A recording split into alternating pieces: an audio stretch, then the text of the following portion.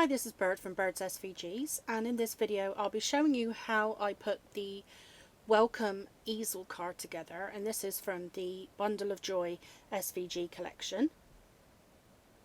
Okay, first of all, we're just going to put the card base together. It's very simple. You fold the larger piece in half, and then you fold the top in half again until you get like a triangular shape. And then the second piece gets glued just on that lower area, so the furthest half, and I want to add glue right the way up to the fold.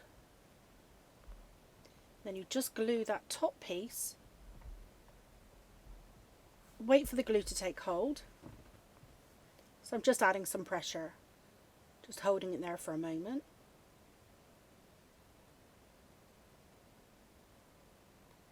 And there we have the easel card. So if yours looks like this, you've done it correctly. And this is the area that we're going to add what I'm calling an insert, but it's actually on the back of the card. This is the area where you can write the message to your recipient. If you're using a pale colour cardstock, this is optional, but it allows you to cut your card from a darker coloured cardstock. And that gives you your area for your message. Okay, so once we have that in place, we can start working on the base. So you have the piece here with the cutout in it, and I've used a bow detail here, and that cutout makes it easy for the alignment of where your little bow will go, because the bow will actually form the stopper for the easel card.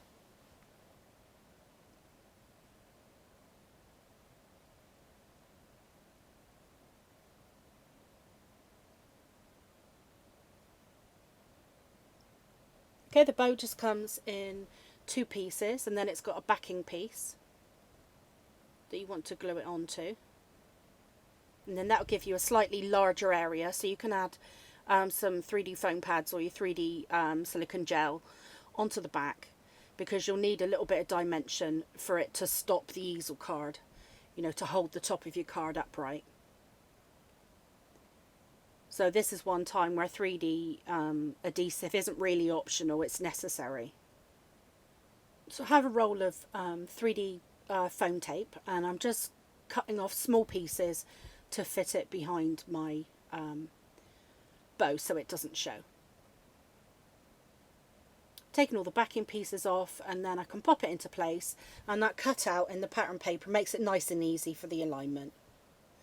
And then we can start working on the top.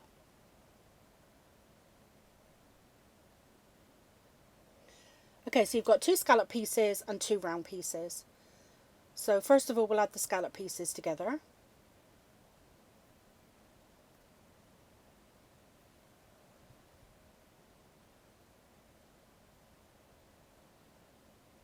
So each pair, I'm gluing them directly on top of each other, but then when I put them together, I will be adding some more 3D foam pads onto the back to add some more dimension, which of course is optional.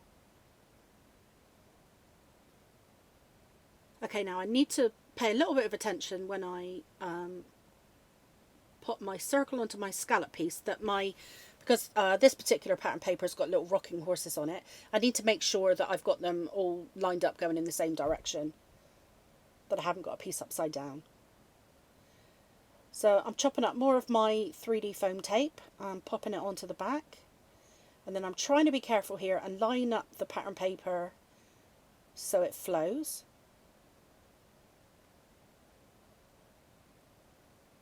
If you don't press down too hard on your adhesive, you can normally get them to lift up.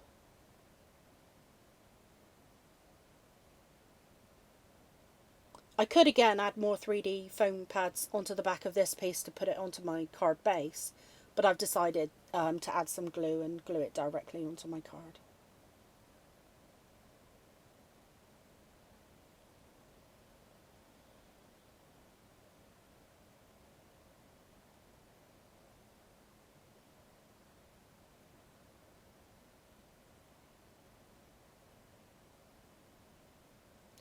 And of course with wet glue, you've got a little bit of wiggle room time just to make sure that it's all lined up nicely.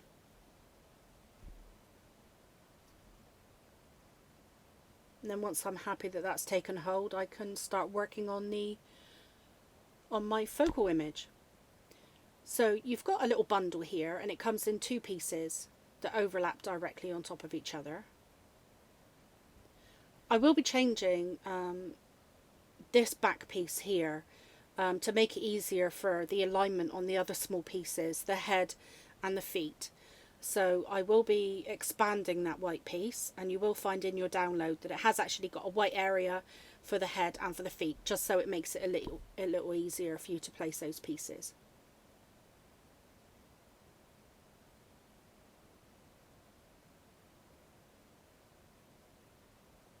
So this is the little head piece, and it just rests in the shape of the top piece there. But like I say, the backing piece will have an extra shape there to make it easier. And then you've got a hair piece that goes on top as well. Oh, and I forgot to add my little knot piece to my bundle. And you have a piece here that's got two little feet. Again, you will know exactly where to place that because I will be changing the backing layer.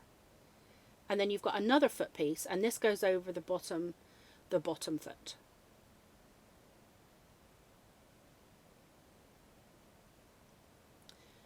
Okay, now to go across the top of my bundle, I've got a little banner here that says welcome. Now this lettering is quite fine. I think that backing layer, the white piece there, actually looks fine as it is. So if you want to, you can just use that backing layer. I think, you know, it's clear what it says. But I chose to use the fine lettering. And what I've done again is I've used my hand as a glue palette. So I've just smoothed some glue over the back of my hand. It'll dry and then it'll just peel straight off. But it does make it a little bit easier for really fine details like that. Right, so you just need to fold over the ends of your banner to make it 3D. And I'm going to add some glue onto the back of my letters and glue it directly onto the front of the banner there. Now you could of course have added some 3D adhesive behind the lettering, and that would make it stand out a little bit more as well.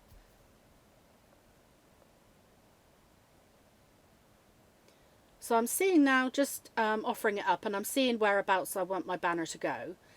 And what I'm going to do is layer up some of my 3D foam tape and try and match the depth of the fold on the sides of my banner there.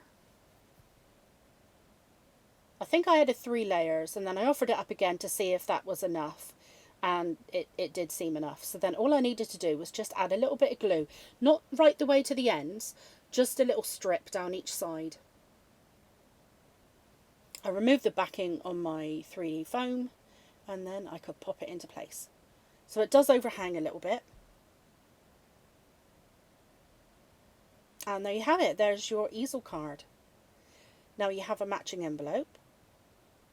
So the bow detail in the flap of the envelope matches the bow detail on the stopper of your easel card.